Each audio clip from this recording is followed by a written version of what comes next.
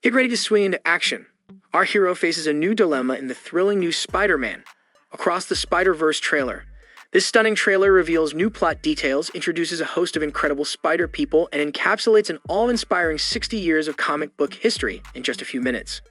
What can we look forward to this time? Are you ready to catch every detail and unravel the mind-bending mysteries that await? Don't miss a single beat. We have a few Easter eggs you may have missed. The trailer for Spider-Man Across the Spider-Verse opens with Miles Morales taking the reins of the narrative.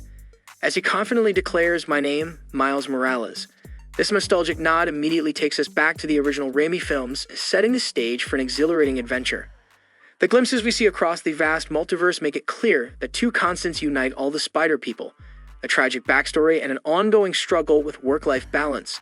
The Raimi films famously explored the intricacies of maintaining equilibrium between personal and heroic endeavors, while the Garfield movies dived into the depths of their characters' haunting pasts.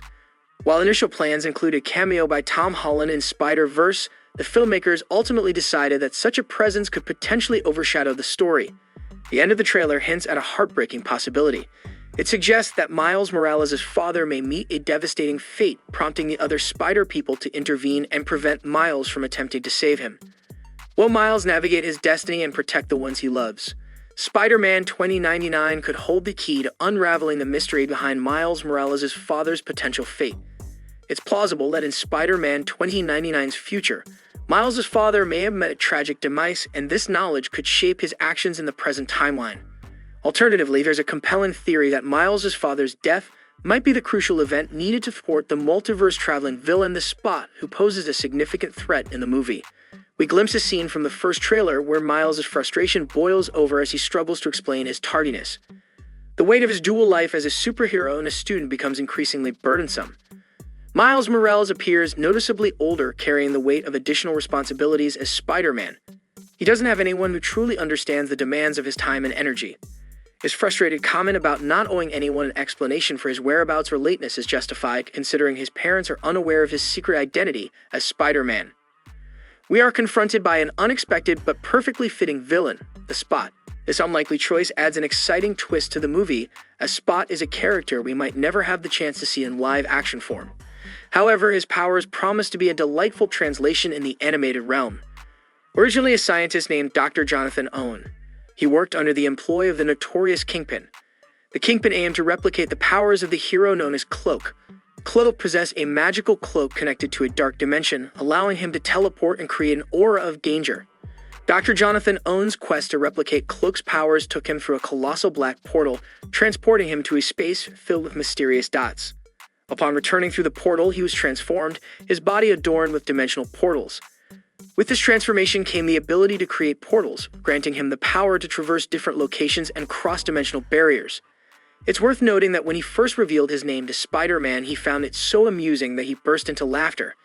He even formed a team of lesser-known villains called the Legion of Losers, emphasizing his status as a punchline within the world of supervillainy. It becomes clear that he doesn't fully grasp the true nature of his powers.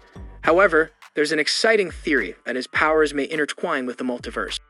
Unbeknownst to The Spot, he might unwittingly be opening rifts in the fabric of space-time, potentially setting in motion a catastrophic event.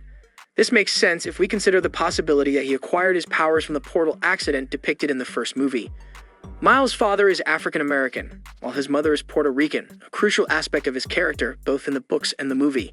Pay attention to the small details highlighting Miles' support for social justice causes. Notice the Black Lives Matter (BLM) sticker on his back, symbolizing his commitment to racial equality. Additionally, we see Glenn, another character, with a Protect Trans Kids flag in her room, signifying the movie's inclusivity and representation of various communities. Speaking of Glenn, when it appears that Miles' life is reaching a breaking point, she appears in a portal over his bed, a parallel to the ending of the first Spider-Verse movie. In this scene, Miles is seen wearing a jersey with the inscription Brooklyn 42. The number 42 holds significance as it appeared throughout the first movie, likely as a tribute to Jackie Robinson. Did you notice the hexagons? What's fascinating is the way Glenn materializes within a series of hexagons. Hexagons have been a recurring motif in discussions, notably in WandaVision and the MCU, where they symbolize spatial warping. However, there's a deeper connection here that stems from the comics and holds immense coolness. As the most structurally stable shape in nature, hexagons raise an intriguing possibility. What if the very fabric of the universe is woven with hexagons? Wanda's reality-altering powers, rooted in manipulating the fabric of reality, manifest as hexagonal shapes. They tap into this fundamental structure of the universe. But there's more to it than that. Hexagons also resemble the shape of a spider's web, a significant symbol in the Spider-Verse comics crossover. Spider-Punk, voiced by Daniel Kaluuya, is another interesting spider variant in the movie. In his Earth, he is a homeless teenager named Hobie Brown, who gains spider-like powers from a bite caused by Norman Osborn's toxic waste dumping. It's worth noting that Hobie Brown, in the 616 universe, is the original Prowler, just like Miles' Uncle Aaron in the first movie.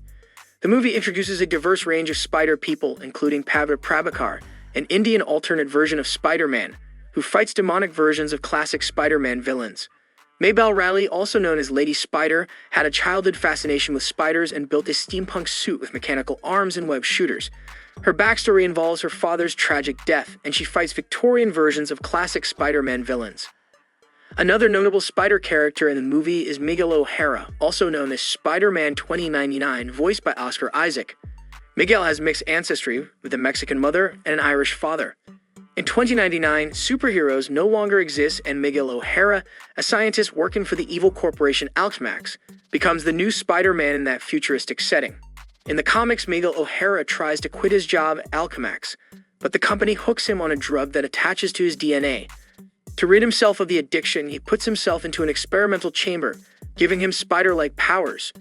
In the movie, Miguel O'Hara was teased in the post-credits scene of Spider-Man Into the Spider-Verse. He is shown fighting the Vulture, who in the 2099 comics is a cult leader.